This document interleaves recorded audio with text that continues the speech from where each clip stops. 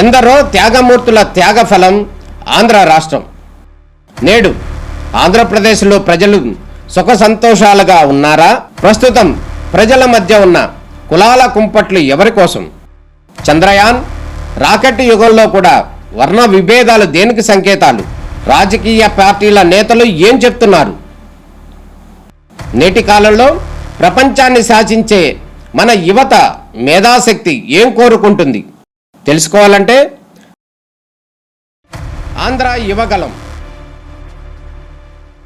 ప్రజల మాటే మా నోట.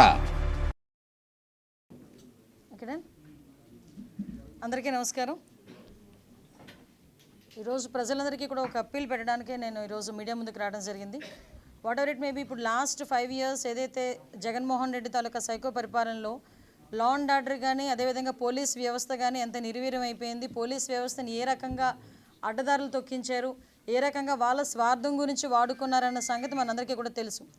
అయితే ఇప్పుడు గవర్నమెంట్ మారింది, చంద్రబాబు నాయుడు గారికి అదేవిధంగా ఎన్డీఏ కూటమికి ఈరోజు గవర్నమెంట్ అధికారం చేతిలోకి వచ్చిన తర్వాత కూడా కొన్ని శక్తులు, అరాచక శక్తులు ఏ రకంగానైనా లా అండ్ ఆర్డర్లు ఇబ్బంది పెట్టాలి, దానికి మళ్ళా కులాన్ని ఆపాదించాలి, దానికి పార్టీని ఆపాదించాలి అన్న ఉద్దేశంతో కొన్ని అల్లర్లకి దారితీసే పరిస్థితి కనిపిస్తూ ఉంది.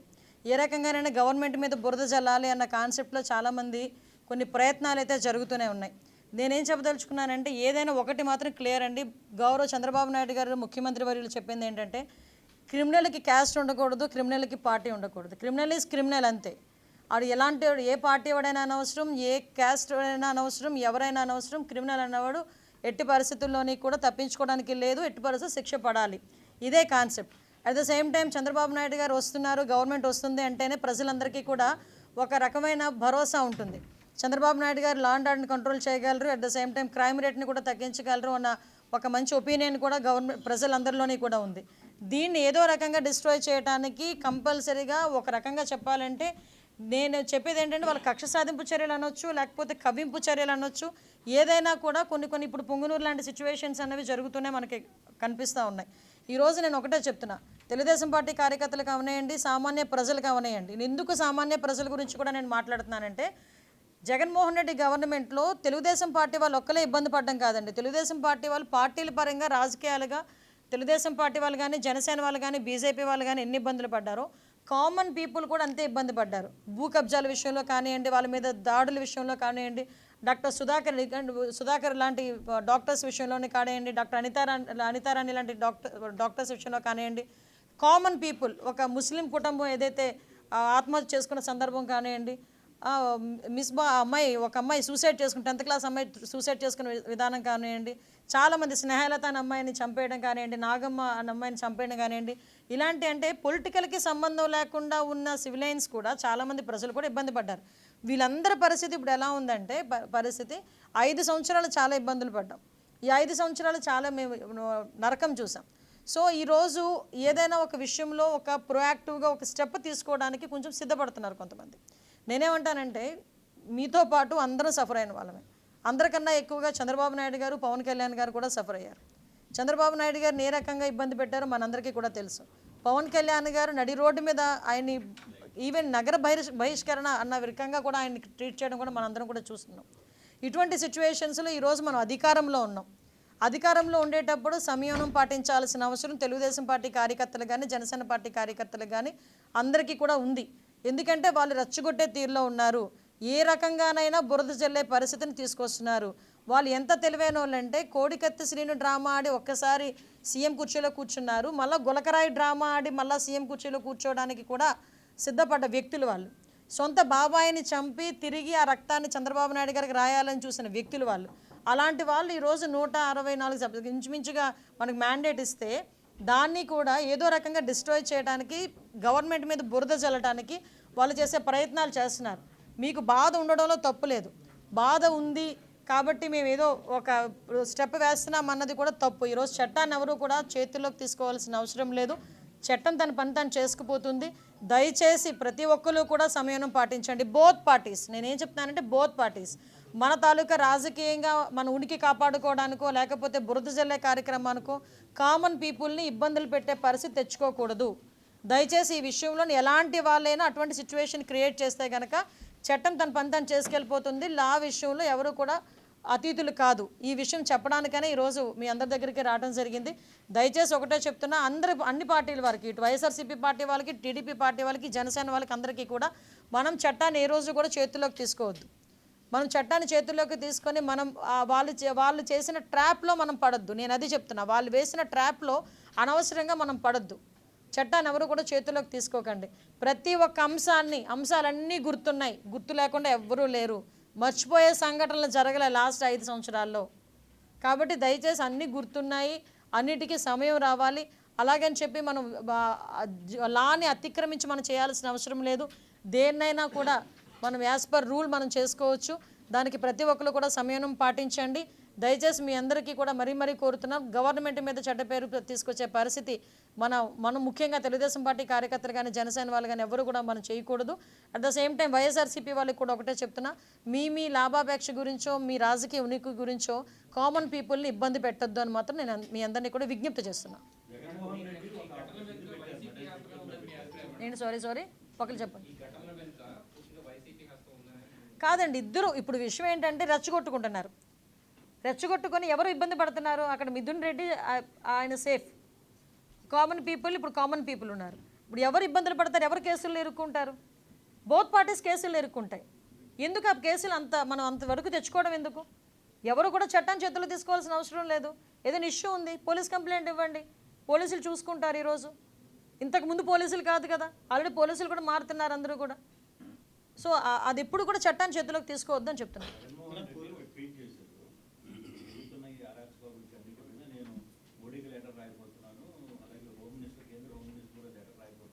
ఆ లెటర్స్ రాస్తూ కూడా ఈ 5 సంవత్సరాల్లో వాళ్ళ బాబాయ్ హత్య గురించి, సునీత గారి పోరాటం గురించి, అట్ ద సేమ్ టైం మన డాక్టర్ సుధాకర్ గారి హత్య గురించి, జడ్జి రామకృష్ణ గారి మీద అఘాయిత్యాల గురించి, ఇంకా పుస్తకాలు రాయొచ్చండి. వాటన్నిటి మీద కూడా ఒక నివేదిక ఇవ్వమనండి.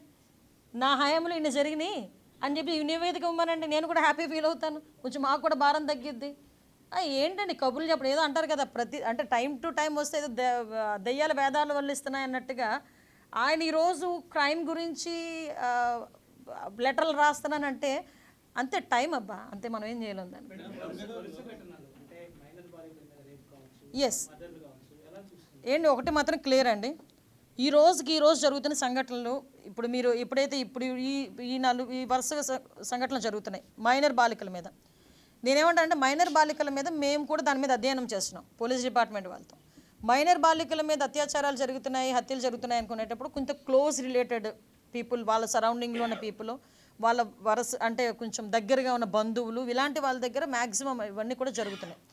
ఇవన్నీ ఒక ఎత్తు, నేను వీటి అన్నింటి గురించి మాట్లాడాలి.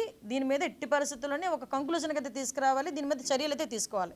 డెఫినెట్గా దాని మీద మేము చర్యలు తీసుకుంటాము. అట్ ద సేమ్ టైం ఒక అవేర్నెస్ ప్రోగ్రామ్ కూడా, ఒక స్పెషల్ డ్రైవ్ పెడతాం. Women child welfare, education department, police department కలిపి ఒక స్పెషల్ డ్రైవ్ కూడా పెడతాం. ఒక 6th క్లాస్ లోపు పిల్లల వరకు కూడా ఒక బ్యాట్ టచ్ ఏంటి, గుడ్ టచ్ ఏంటి అన్న విషయంలో అవేర్నెస్ తీసుకురావడం. కానీ 6th క్లాస్ తర్వాత కూడా అప్ టు 18 years వరకు, అప్ టు కాలేజ్ లెవెల్ వరకు కూడా వాళ్ళకి ఏంటంటే, చాలామంది ఏం చేస్తున్నారంటే, నేను చాలా కేసులు చూస్తున్నా, చాలామంది ఏంటంటే 8th క్లాస్ 9th క్లాసుల్లోని పిల్లల్ని పాపం ట్రాప్ చేయటం, ఆ పిల్లలు చనిపోవటం, ఇలాంటి సంఘటనలు జరుగుతున్నాయి. వాటికి కూడా మేము ఒక అవేర్నెస్ క్రియేట్ చేయడానికి, వాళ్ళకి కూడా పేరెంట్స్కి టీచర్స్కి అట్ ద సేమ్ టైం స్టూడెంట్స్కి ఒక డ్రైవ్ కూడా ఏర్పాటు చేయడానికని మేము అందరం కూడా సిద్ధపడ్డామండి. ఇవన్నీ ఒకేదైతే నేనేమంటానంటేనండి, పాస్ట్ జరిగిన పోలీసు వ్యవస్థ మొత్తం అంతా నిర్వీర్యం అయిపోయింది. మీరు నమ్ముతారా, ఒక ఫింగర్ ప్రింట్ సిస్టమ్ ఒకటి ఉండేది. ఒక క్రిమినల్ ఎక్కడైనా పట్టుబడ్డాడు అనుకోండి, వాడి కనుక ఫింగర్ ప్రింట్ ఇస్తే వాడి మీద ఎన్ని కేసులు ఉన్నాయి మొత్తం అన్ని బయటకు వచ్చేస్తాయి. వాడు ఇంతకుముందు వాడి క్రిమినల్ హిస్టరీ అంతా బయటకు వచ్చేస్తుంది. అలాంటి సిస్టమ్ మొత్తం లేదు. ఈ లాస్ట్ 5 years అది పని చేయలే, డబ్బులు ఇవ్వలేదు, అది వర్క్ చేయడం మానేసినాయి. At the same time CC cams పని చేయలేదు, సీసీ క్యామ్లు బిగించినప్పుడు డబ్బులు ఇవ్వలేదు. ఎవడు చేస్తాడు? ఈరోజు వ్యవస్థ అంతా కంప్లీట్. ఈవెన్ సెబ్ అని చెప్పి గాంజాయిని సెబ్కి ఇచ్చి ఎక్సైజ్ డిపార్ట్మెంట్ నుంచి దాన్ని పక్కకు తోసేసి, సెబ్లో కూడా దానికి సపరేట్గా కాన్సన్ట్రేషన్ లేకుండా గంజాయిని విపరీతంగా పెంచేశారు. సో ఓవరాల్గా ఏం జరుగుతుందంటే, ఏదో అంటారు కదా, లాస్ట్ వీళ్ళు వేసిన విషపు బీజాల తాలూకా దాన్ని ఏమంటారంటే అవశేషాలు అనమాట ఇప్పుడు జరుగుతున్న సిచ్యువేషన్స్ అన్నీ. ఆ వాటిని మేము కంట్రోల్ చేసుకోవాలి. డెఫినెట్గానండి, మేము హైప్ క్రియేట్ చేయడం కాదు. అధికారంలోకి వచ్చిన తర్వాత యాజ్ పర్ రూల్ మేమేమి జగన్మోహన్ రెడ్డికి మళ్ళీ ఇలా పిలిపించి అల్లాడిని చంపి నీడిని చంపి అని మేము చెప్పలేం. మా నాయకుడు అలాంటి నాయకుడు కాదు. మా నాయకుడికి ఒక నిబద్ధత ఉంటుంది. ఆలస్యం లేదు, అదే మేము చెప్తున్నామండి. ఏమండి, ఈ రాష్ట్రంలో చంద్రబాబు నాయుడు గారి కన్నా ఎక్కువగా ఇబ్బంది పడ్డవాడు ఎవరు ఉన్నారండి చెప్పండి. చంద్రబాబు నాయుడు గారు ఉన్న స్టేచర్కి చంద్రబాబు నాయుడు గారి కన్నా ఎక్కువ ఇబ్బందులు పడ్డ వాళ్ళు ఎవరైనా ఉన్నారా? లేదు, మీరు ఒకటే నో, నేను ఒక మాట చెప్తున్నానండి. కార్యకర్త స్థాయిలో కార్యకర్త సఫర్ అయ్యారు, ఒక ఎక్స్ఎమ్మెల్యే స్థాయిలో నేను సఫర్ అయ్యాను, ఎమ్మెల్యేల స్థాయిలో కొంతమంది ఎమ్మెల్యేలు సఫర్ అయ్యారు. అందరికీ మించి 14 సంవత్సరాలు ముఖ్యమంత్రి చేసి ఇంకో 15 సంవత్సరాలు అపోజిషన్ పార్టీ లీడర్ చేసిన చంద్రబాబు నాయుడు గారే 53 రోజులు సఫర్ అయ్యారు ఏమీ లేకుండా. నో సార్, దేనికైనా టైం రావాలండి. ఇప్పుడు నేనేమైనా చెయ్యాలనుకుంటే నేను లాఠీ పట్టుకుని తిరగాల? నేనేమైనా చెప్పండి, ఇలా గన్ పట్టుకుని తిరగాల? నేనేమైనా చెయ్యాలి అంటే నమ్మకం అన్నది దాన్ని ఏమంటారంటే ఒక సమయపాలనలో కంపల్సరీ నమ్మకం వస్తుంది. అసలు మీకు ఇంకో విషయం చెప్తున్నా, చంద్రబాబు నాయుడు గారు ఛార్జ్ తీసుకున్నారంటేనే ఒక 50% నమ్మకం వచ్చినట్టే. మిగతా 50% మేము చేసే యాక్షన్ మీద కానీ వాటి నుంచి వచ్చే రియాక్షన్ మీద కానీ ఉంటుంది. కానీ ఈ రోజున్న సిచ్యువేషన్స్ మేము చెప్తున్నాం. అప్పుడు చంద్రబాబు నాయుడు గారు ఏం చెప్పారు, లోకేష్ గారు ఏం చెప్పారు, వాటన్నిటి మీద మేము స్టాండ్ అయ్యే ఉన్నాం. ఎవరిని కూడా చట్టపరంగా వాళ్ళందరినీ కూడా మేము చూసుకుంటాం, వాళ్ళందరి సంగతి మేము చూసుకుంటాం. కానీ ఏ కార్యకర్త కానీ ఎవరు కూడా చట్టాన్ని తన చేతిలోకి తీసుకోవద్దు, దాని సమయం పాటించండి. దీనివల్ల పార్టీ నష్టపోతుంది, ప్రభుత్వం మీద చెడ్డ పేరు వస్తుంది. దానికి మీరందరూ కూడా మాకు సహకరించండి. అవే మేము చెప్తున్నాం.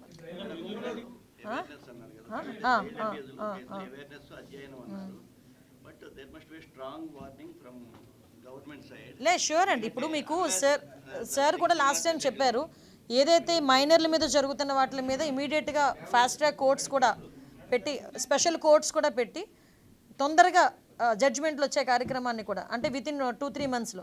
ఏమంటే నేను ఒకటే చెప్తున్నా, ఓకే చేసేవాడికి ఏదంటారు కదా, కాసిన చెట్టుకే దెబ్బలు తగులుతుంది, దాని గురించి మేమేం పట్టించుకోం. కానీ ఇంతకు ముందు దిశ చట్టం అని 4 సంవత్సరాలు ఆడుకున్నారండి. ఏదండి ఆ చట్టం? దిశ యాప్ అని చెప్పి మగాళ్ళ చేత కూడా దిశ యాప్ని ఏమో డౌన్లోడ్ చేయించారు. మీరు పాత్రికేయులను తెలియకపోతే మీ చేత కూడా రోడ్డు మీద ఆపి తీయించుకునే వాళ్ళేమో, దిశ యాప్ మీ దగ్గర కూడా డౌన్లోడ్ చేయించే వాళ్ళేమో. వాళ్ళు చేశారా మీరు కూడానా? సంతోషం, వెరీ గుడ్. సో దట్ నేనేమంటానంటే ఇప్పుడు అయిపోయింది, ఏదో అయిపోయింది. ఇప్పుడు జరగాల్సిన దాని మీద మేము సీరియస్గా ఉన్నాము, మేము చాలా సీరియస్గా ఉన్నాము. రోజుకో 3 ట్వీట్లు మమ్మల్ని ట్యాగ్ చేసి పెట్టేస్తే పని అయిపోయిందని కూర్చుంటే, మేము అలాగే ఇంట్లో కూర్చుంటే కనుక అవ్వదు కదా. కంపల్సరీగా దీని మీద ఏదో అంటారు కదా, రూట్ లెవెల్ వరకు కూడా ఇబ్బంది లేకుండా చూసుకోవాల్సిన బాధ్యత తీసుకోవాలి. కాబట్టి దానికి కూడా పార్టీ క్యాడర్నే కాదు, ప్రజల్ని కూడా సహకరించమని మేము కోరుకుంటున్నాం. అంటే దాన్ని బట్టి అర్థమవుతుంది కదా, ఆయనే కావాలని కూర్చొని రెచ్చగొట్టుకుంటున్నాడా ఏంటి ఏమో. ఇప్పుడు అక్కడ సిచ్యువేషన్ ఇబ్బంది కలుగుతుంది అనుకునేటప్పుడు కదలాలి కదా. సో ఏం లేదు రండి, అన్ని క్లియర్ అవుతాయి, ఇబ్బంది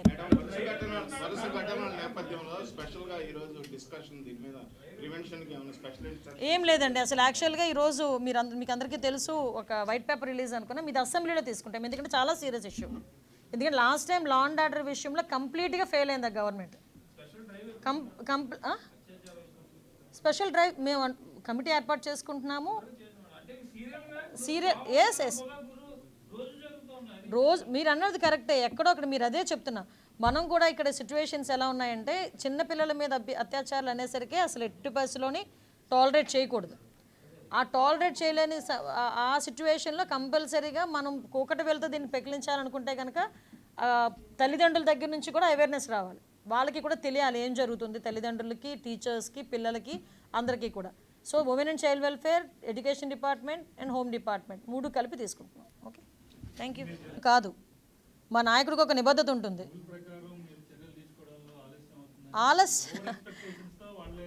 లేదు, అదే మేము చెప్తున్నామండి.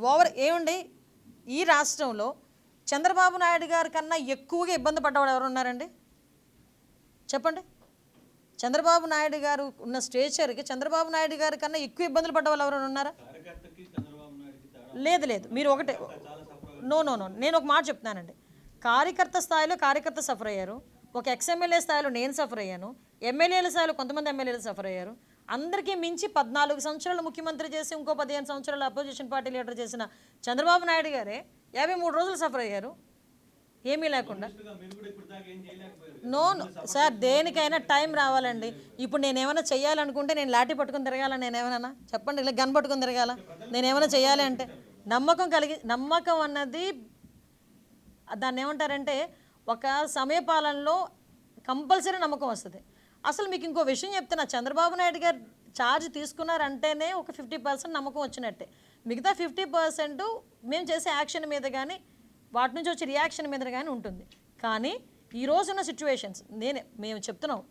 అప్పుడు చంద్రబాబు నాయుడు గారు ఏం చెప్పారు, లోకేష్ గారు ఏం చెప్పారు, వాటన్నిటి మీద మేము స్టాండ్ అయ్యే ఉన్నాం. ఎవరిని కూడా చట్టపరంగా వాళ్ళందరినీ కూడా మేము చూసుకుంటాం, వాళ్ళందరి సంగతి మేము చూసుకుంటాం. కానీ ఏ కార్యకర్త కానీ ఎవరు కూడా చట్టాన్ని తన చేతిలోకి తీసుకోవద్దు, దాని సమయం పాటించండి. దీనివల్ల పార్టీ నష్టపోతుంది, ప్రభుత్వం మీద చెడ్డ పేరు వస్తుంది. దానికి మీరందరూ కూడా మాకు సహకరించండి. అవే మేము చెప్తున్నాం. ఫోన్ చేయలేదయ్యా.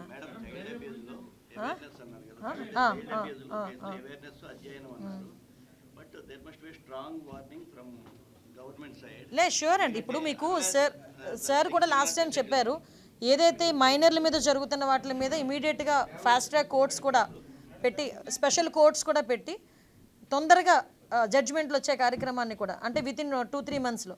ఏమంటే నేను ఒకటే చెప్తున్నా, ఓకే చేసేవాడికి ఏదంటారు కదా, కాసిన చెట్టుకే దెబ్బలు తగులుతుంది, దాని గురించి మేమేం పట్టించుకోం. కానీ ఇంతకు ముందు దిశ చట్టం అని 4 సంవత్సరాలు ఆడుకున్నారండి.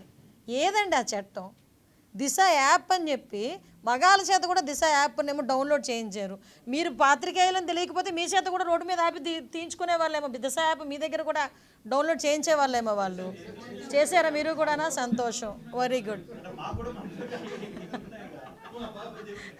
సో దట్ నేనేమంటానంటే ఇప్పుడు అయిపోయింది, ఏదో అయిపోయింది. ఇప్పుడు జరగాల్సిన దాని మీద మేము సీరియస్గా ఉన్నాము, మేము చాలా సీరియస్గా ఉన్నాము. రోజుకో 3 ట్వీట్లు మమ్మల్ని ట్యాగ్ చేసి పెట్టేస్తే పని అయిపోయిందని కూర్చుంటే, మేము అలాగే ఇంట్లో కూర్చుంటే కనుక అవ్వదు కదా. కంపల్సరీగా దీని మీద ఏదో అంటారు కదా, రూట్ లెవెల్ వరకు కూడా ఇబ్బంది లేకుండా చూసుకోవాల్సిన బాధ్యత తీసుకోవాలి. కాబట్టి దానికి కూడా పార్టీ క్యాడర్నే కాదు, ప్రజల్ని కూడా సహకరించమని మేము కోరుకుంటున్నాం. అంటే దాన్ని బట్టే అర్థమవుతుంది కదా, ఆయనే కావాలని కూర్చొని రెచ్చగొట్టుకుంటున్నాడా ఏంటి ఏమో. ఇప్పుడు అక్కడ సిచ్యువేషన్ ఇబ్బంది కలుగుతుంది అనుకునేటప్పుడు కదలాలి కదా. సో ఏం లేదు రండి, అన్ని క్లియర్ అవుతాయి, ఇబ్బంది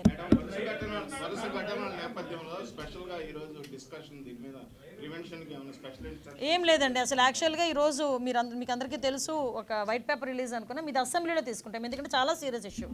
ఎందుకంటే last time law and order విషయంలో కంప్లీట్గా ఫెయిల్ అయింది గవర్నమెంట్. స్పెషల్ డ్రైవ్ మేము కమిటీ ఏర్పాటు చేసుకుంటున్నాము. రోజు మీరు అన్నది కరెక్టే, ఎక్కడో అక్కడ మీరు అదే చెప్తున్నా. మనం కూడా ఇక్కడ సిచ్యువేషన్స్ ఎలా ఉన్నాయంటే, చిన్నపిల్లల మీద అత్యాచారాలు అనేసరికి అసలు ఎట్టి పరిస్థితిలోని టాలరేట్ చేయకూడదు. ఆ టాలరేట్ చేయలేని ఆ సిచ్యువేషన్లో కంపల్సరీగా మనం కూకటి వెళ్తే దీన్ని పెకిలించాలనుకుంటే కనుక తల్లిదండ్రుల దగ్గర నుంచి కూడా అవేర్నెస్ రావాలి. వాళ్ళకి కూడా తెలియాలి ఏం జరుగుతుంది, తల్లిదండ్రులకి, టీచర్స్కి, పిల్లలకి, అందరికీ కూడా. So women and child welfare, education department and home department 3 కలిపి తీసుకుంటున్నాం. Okay, thank you. ఇప్పుడు ఏదైతే శాంతి భద్రతలు అదుపులోకి తీసుకునేటప్పుడు మనం కావాలి. ఇవి మాత్రం డే ఫస్ట్ నుంచి, ఈ రోజు మనం అనుకున్నాం అనుకోండి, ఈ రోజు నుంచి ఏమీ జరగకూడదురా భగవంతుడా అనుకోవాలి. ఈ రోజు నుంచి అనుకోవాలి ఏం జరగకూడదురా భగవంతుడా అని. జరగకుండా చూసుకునే దానికి ప్రతి ఒక్కరు కూడా కార్యోన్ముఖులు అన్ని డిపార్ట్మెంట్లు కలిసినాయండి ఈరోజు. అన్ని ఉమెన్ అండ్ చైల్డ్ వెల్ఫేర్ కానీ, ఎడ్యుకేషన్ డిపార్ట్మెంట్ కానీ, పోలీస్ డిపార్ట్మెంట్ కానీ, దీని మీద కరెక్ట్గా ఒక 10 days కంప్లీట్గా దీని మీద స్పెషల్ డ్రైవ్ పెడతాం. ఓకే, ఎందుకంటే ఇప్పుడే డిపార్ట్మెంట్ అందరూ కూడా మారారు, ఎస్పీస్ మారుతున్నారు, ఇంకా షఫ్లింగ్స్ అవుతున్నాయి. సో ఒక స్ట్రీమ్ లైన్లోకి వచ్చేస్తుంది. మీరు అన్నది కరెక్టే. ఇప్పుడు మీకు విషయం చెప్పనా అండి, చాలా మంది పోలీస్ డిపార్ట్మెంట్లో చాలా మంది కేవలం పార్టీ ముద్ర వేసుకొని, పర్వాలేదు, పార్టీ ముద్ర వేసుకొని చాలామంది విఆర్లో పార్టీ ముద్ర వేసి, వాళ్ళు వేసుకున్నది కాదు, వాళ్ళు వేసి విఆర్లోని పెట్టడం అని రకరకాల ఇబ్బందులకు గురైన చాలామంది పోలీస్ ఆఫీసర్స్ ఉన్నారు. ఒకసారి అవన్నీ కన్సల్టేట్ చేసుకోవాలి కదా. ఒకసారి అందరికీ కన్సల్ట్ చేసుకోవాలి. మళ్ళీ ఏ తప్పిసారి ఎవరో ఒకరిని తీసుకొచ్చి మేము పెట్టామనుకోండి, అలా అక్కడ పని చేశారో మళ్ళీ మీరే మళ్ళీ ఏదో పేపర్లో వేస్తారు. Thank you. ఎందరో త్యాగమూర్తుల త్యాగ ఫలం ఆంధ్ర రాష్ట్రం. నేడు ఆంధ్రప్రదేశ్లో ప్రజలు సుఖ సంతోషాలుగా ఉన్నారా? ప్రస్తుతం ప్రజల మధ్య ఉన్న కులాల కుంపట్లు ఎవరి కోసం? చంద్రయాన్ రాకెట్ యుగంలో కూడా వర్ణ విభేదాలు దేనికి సంకేతాలు? రాజకీయ పార్టీల నేతలు ఏం చెప్తున్నారు? నేటి కాలంలో ప్రపంచాన్ని శాసించే మన యువత మేధాశక్తి ఏం కోరుకుంటుంది? తెలుసుకోవాలంటే ఆంధ్ర యువగలం. ప్రజల మాటే మా నోట.